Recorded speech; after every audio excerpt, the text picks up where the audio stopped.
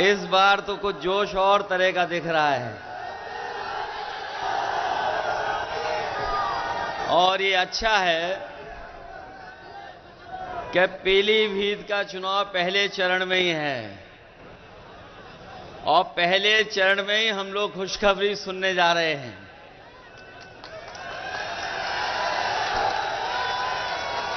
मैं सबसे पहले इस विधानसभा और पूरे पीलीभीत से आए हुए अपने सभी कार्यकर्ताओं का बहुत बहुत धन्यवाद और आभार प्रकट करता हूं। ये पहले चरण का चुनाव होने जा रहा है। पीलीभीत में बड़े बड़े नेता आ चुके हैं। देश के बड़े बड़े नेता आकर के अपनी बात कह चुके हैं और लखनऊ वाले तो और घबराए हुए हैं। पीलीभीत का नाम सुनते ही उनका चेहरा पीला हो जा रहा है।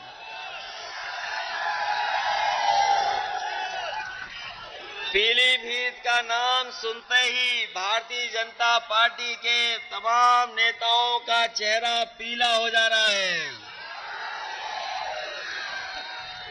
और ये इसीलिए हो रहा है कि यहां की जनता ने इस बार मन बना लिया है और समाजवादी पार्टी को ऐतिहासिक वोटों से जिता करके भेजना चाहती है।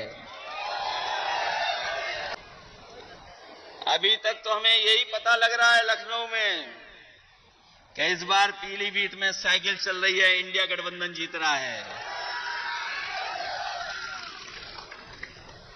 ये पीलीभीत हमारी बांसुरी के लिए भी जाना जाता है। ये बात तो प्रधानमंत्री जी भी जान गए कि बांसुरी के लिए जाना जाता है, लेकिन पीलीभीत की जनता तो तब चैन की बंसी बजाएगी जब भारतीय जनता पार्टी यहां से जाएगी। चैन की बंसी तभी बजेगी कि नहीं बजेगी, ये याद रखोगे कि किस तरह नुकसान किया इन्होंने। हमारे हर वर्ग के लोगों को दुखी किया ने के दुखी किया। हम तो अपने सभी गुरुओं, संत और सबको प्रणाम करते हैं और अपने सिख भाइयों से भी कहेंगे कि इन्होंने अपने मान सम्मान से कभी समझौता नहीं किया और कभी भी अगर देश की रक्षा के लिए इन्हें अपनी जान भी न्यौछावर करनी पड़ी होगी तो हमारे सिख समाज के लोग कभी पीछे नहीं हटे होंगे।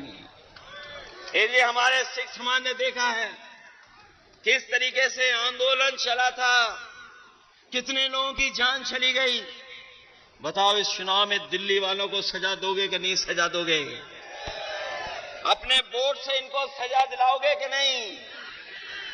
ये हमारे आपके भविष्य का चुनाव तो है ही है, लेकिन ये देश के भविष्य का चुनाव भी है। ये चुनाव संविधान बचाने का भी चुनाव है। ये चुनाव हमारा लोकतंत्र बचाने का भी चुनाव है और ये चुनाव हमारे आपके भाईचारा की जो मोहब्बत का और प्रेम से हम लोग रहते आए हैं, जो हमारे भारत की पहचान है, हमारी संस्कृति की पहचान है, उसको बचाने का भी चुनाव है। इसलिए चुनाव आप अपना चुनाव समझ करके और आने वाली पीढ़ी के भविष्य का भी चुनाव है।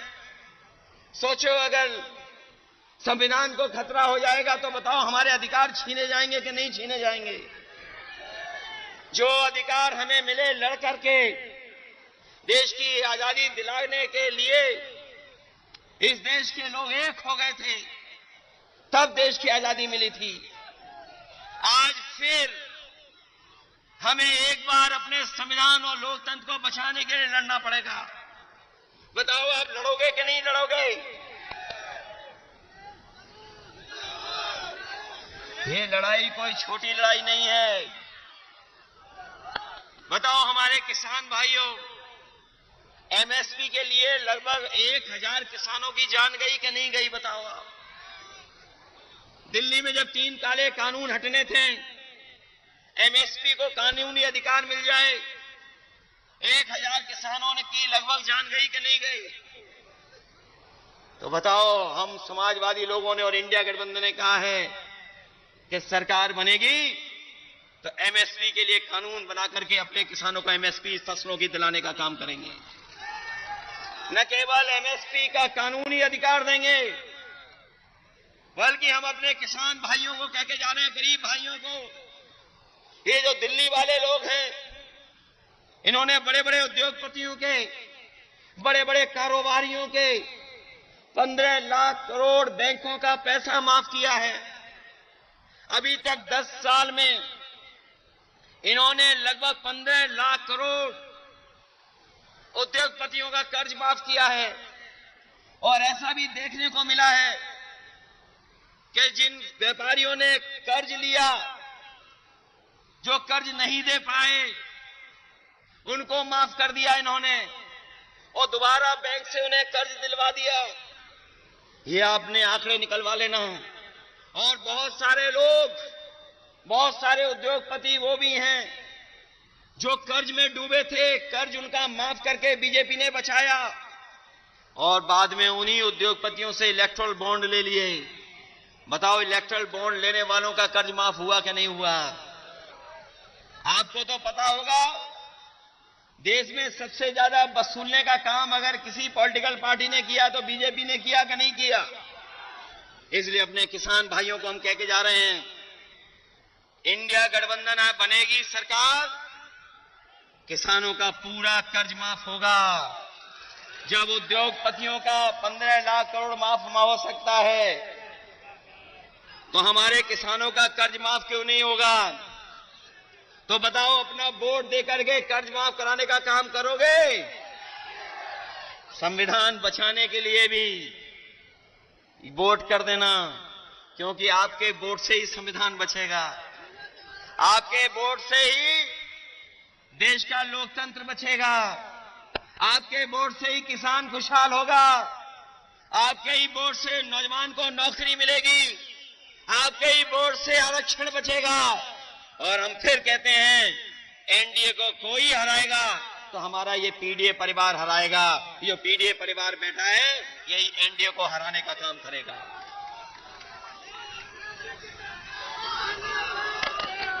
वैसे तो हमारे साथी घर घर जा रहे होंगे वोट मांगने के लिए। वैसे तो हमारे कार्यकर्ता गांव गांव जा रहे होंगे वोट मांगने। बताओ, गांव गांव जाओगे वोट मांगने कि नहीं जाओगे? हर घर वोट मांगने जाओगे कि नहीं जाओगे? हमारा आपसे निवेदन है, हमारा आपसे अपील है, हमारी आपसे प्रार्थना है। बताओ, भारतीय जनता पार्टी का जो लूट और झूठ का प्रचार है, उसका घर घर प्रचार करके बताने का काम करोगे कि नहीं करोगे? बताओ, बीजेपी झूठ बोलती है कि नहीं बोलती है? इलेक्ट्रल बॉन्ड से लूट की है कि नहीं की है? तो ये झूठ और लूट का प्रचार करोगे घर घर के नहीं करोगे? और अपने वोट से लोकतंत्र को बचाओगे? ये हमारे देश के प्रधानमंत्री कैसे हैं? ये कहते हैं ये इंडिया गठबंधन नहीं है। कौन सा गठबंधन है? क्या कहते हैं? इंडिया गठबंधन का क्या कहते हैं? बताओ, जिन्हें इंडिया कहने में ही शर्म आती हो। ये इंडिया गठबंधन है, ये इंडिया गठबंधन नहीं है। बताओ, हमें बीजेपी को ये भी सिखाना पड़ रहा है। हमारे गठबंधन की जो INDIA है, ये इंडी नहीं है, ये इंडिया गठबंधन है। और ये इंडियाई गठबंधन है जो पीडीए परिवार को साथ लेकर के एनडीए का मुकाबला कर रहा है। और हम कह के जा रहे हैं, जो कह रहे हैं 400 पार, इस बार यूपी से जाएंगे हार। ये 400 पार नहीं, ये 400 हारने जा रहे हैं। और अगर ये 400 जीत रहे होते तो बताओ, इतने घबराए हुए होते? ये घबराए हुए कि नहीं घबराए हुए हैं? और इसलिए घबराए हुए हैं कि दिल्ली के मुख्यमंत्री को जेल भेज दिया, झारखंड के मुख्यमंत्री जी को जेल भेज दिया। बताओ जेल भेज दिया कि नहीं भेजा है? और अगर 400 पार हो रहे होते तो सब ऐरे गहरे नत्थू खैरों को अपनी पार्टी में शामिल कर रहे हैं। अभी सुनने में आया है बरेली में कोई माफिया को भी शामिल कर लिया, जिनको ये महाराष्ट्र में भ्रष्टाचारी कहते थे। बताओ इन्होंने अपनी पार्टी में ले लिया कि नहीं ले लिया?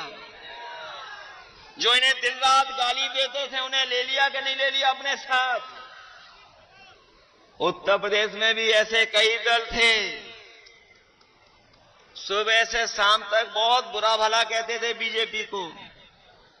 और हमारे नौजवान तो जानते होंगे यूट्यूब चलाना, सोशल मीडिया पे समय गुजारना जानते हैं। इनके जरा पुराने वीडियो निकाल लो, बताओ कितना बुरा भला बीजेपी को कहते थे। और दुख तो इस बात का है कि हमारे प्रेस के लोग भी चुप हैं, क्योंकि प्रेस के लोगों को भी दाना मिल जाता है, तो जैसा दाना वैसा इनका गाना। बताओ है कि नहीं है? इलेक्ट्रोल बॉन्ड पे कोई बहस नहीं। एक आध चैनल है जिसमें बहस हो रही है, एक आध चैनल है उसमें बहस हो रही है। जब आपके साथ ये भी नहीं है और जो यूट्यूबर साथ हैं उनको बैन लगा रहे हैं, कभी झूठा मुकदमा लगा देते हैं। हमारे पत्रकार साथी भी अगर सच दिखाना चाहेंगे, अगर दिन में सच दिखाया तो रात में इनके पास पुलिस पहुंच जाती है। बताओ पहुंच जाती है कि नहीं पहुंच जाती है? देखो हमारे प्रेस के लोग भी सहमत हैं हमसे। ये हालत पैदा हो गई है, इसलिए सावधान रहोगे कि नहीं रहोगे? सावधान। अपना बूथ बचाओगे कि नहीं बचाओगे? प्रचार करोगे झूठ का क्या नहीं करोगे? बीजेपी के झूठ का और बीजेपी की लूट को बताओगे कि नहीं बताओगे? बीजेपी की यही पहचान है, झूठ और लूट। इसके अलावा इन्होंने कुछ नहीं किया। पिछले 10 साल में केवल झूठ बोला है और लूटने का काम किया है। इनको बताओ हराओगे इस चुनाव में कि नहीं हराओगे? इसलिए ये मौका मिला है हम सबको, हम आपको सबको मौका मिला है लोकतंत्र बचाने का, लोकतंत्र के साथ साथ संविधान बचाने का, और साथ साथ अपने अन्याय से मुकाबला करने का। ये बीजेपी के लोग पूरे उत्तर प्रदेश और देश को पीछे ले जा रहे हैं। लोग कहते हैं कि हम दुनिया में कहां पहुंच गए हैं, लेकिन अगर दुनिया की गरीबी के पैरामीटर्स अगर हम देखें तो गरीबी में हम कई देश जो हमारे पड़ोसी उनसे भी नीचे जा रहे हैं। हम महंगाई में भी उन देशों के मुकाबले पीछे चले गए, बेरोजगारी में भी पीछे चले गए, और दुनिया में सबसे ज्यादा कर्ज अगर किसी देश के ऊपर है तो वो भारत पर है। बताओ अगर कर्ज वाला देश होगा तो क्या दुनिया में हमारा पहचान बनेगी क्या? इसलिए आपको सोचना होगा, इस देश को बचाने के लिए आपको करना पड़ेगा। इसीलिए मैं आप सबसे अपील और निवेदन करने आया हूं कि समाजवादी पार्टी के एक मजबूत प्रत्याशी हैं भगवत सिंह गंगवार, इनकी मदद करने का काम करना है। बताओ इनके पक्ष में समीकरण है कि नहीं है? ये अग्निवीर और पेपर लीक वाले नौजवान हमारी बूथ में मदद करने का काम करना है। बताओ करोगे कि नहीं करोगे? इस पीलीभीत में न इलाज मिल रहा है, न दवाइयां हैं, और जो व्यवस्था समाजवादियों ने बनाई थी एम्बुलेंस की, वो एम्बुलेंस की व्यवस्था भी खत्म कर दी, और पुलिस को 100 नंबर वाली गाड़ी दी थी। बताओ गाड़ी को खराब कर दिया पुलिस ने, क्या नहीं खराब कर दिया? और 100 से कौन सा नंबर कर दिया? इन्हें लगा इनका भी रेट बढ़ गया तो इन्होंने भी रेट बढ़ा लिया। बताओ रेट बढ़ा लिया कि नहीं बढ़ा लिया? इसलिए ऐसे लोगों के खिलाफ मतदान करोगे तभी जाकर के हमारा लोकतंत्र बचेगा। इन्हीं शब्दों के साथ मैं आए हुए सभी लोगों का बहुत बहुत धन्यवाद देता हूं। आए हुए किसान भाइयों का धन्यवाद देता हूं, आए हुए नौजवानों का धन्यवाद देता हूं। मुझे पूरा भरोसा है कि आप सब लोग मिलकर के इस देश को बचाने का काम करेंगे, लोकतंत्र को बचाने का काम करेंगे, संविधान को बचाने का काम करेंगे। और जो मैंने आपसे निवेदन किया है कि बीजेपी की जो पहचान बन गई है लूट की और झूठ की, उसको घर पहुंचाने का काम करना। जिस समय आप घर घर पहुंचा देंगे, आपका प्रत्याशी और समाजवादी पार्टी अपने आप ऐतिहासिक वोटों से जीत करके जाएगी। इन्हीं शब्दों के साथ हम आपका धन्यवाद देते हैं। हम कई अपने प्रतिष्ठित और सम्मानित लोगों को देख रहे हैं, हमें उम्मीद है उनका भी हम लोगों को आशीर्वाद मिलता रहेगा और आशीर्वाद